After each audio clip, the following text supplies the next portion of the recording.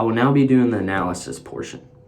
I do have notes kind of surrounding me, and that just helps me to stay on track. So if you see me kind of looking around, that's what I'm looking at. For the first portion of it, number 1, it's hard to say what you would do or how you would react in a situation until you're actually there. For this case, Paul was overwhelmed, as I feel anyone in this situation would be. We should want to help and treat others as family and love them, but at the same time, Paul had so many people to take care of, and his family was there. His own family was in danger. I'm not married, nor do I have kids, but I feel as if you or anyone would, you would protect them with your life and protect them above all else. If I was in this situation, I would have to kind of step back and reevaluate and think what the best option is.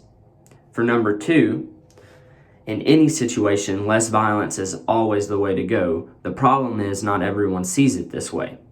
And then you have another group trying to keep peace and another group trying to be violent.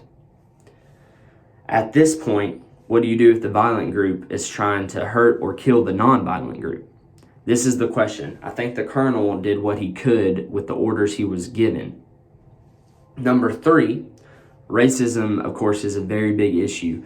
In this situation, there was other factors that caused the UN and the USA's refusal to help. Although there were factors, it does not mean that the choice made was correct. Anytime a mass killing can be stopped, we have to act. But the sad part is that there are rules and laws between other countries. On top of this, other situations around the world were going on. I don't think the forces that could have stopped it fully saw how bad it would get, or possibly enough. I am positive the UN and USA had people who wanted to help, but sadly, as always, politics came into play. These countries could have cared more about what was going on. Racism has transformed over the years, and people have gotten better at hiding it and making it seem not as bad. They do this by trying to act like it's normal or not what they meant by what they said. For number 4, it is a terrible thing that when 100,000 people thinks it's okay to kill the people that they live right beside, their neighbors. I think the people who committed the crimes know who they are, and more importantly, God knows who they are. He will be the final judge in all of this, but for the time on earth, there definitely needs to be punishment. These people should be kept away from all society. They committed murder. Who is to say that they won't do it again? Reparations are a subject that causes controversy.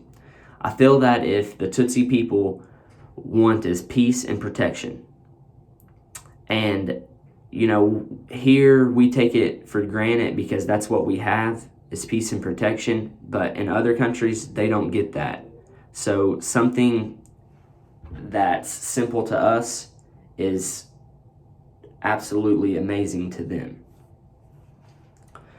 The death penalty is also controversial. The people who committed the crimes will pay. God knows what is best, and He will work it out. With this being said, they should not be free. They would still be killing if this madness was not stopped. They should get the basic necessities to survive, and that is it.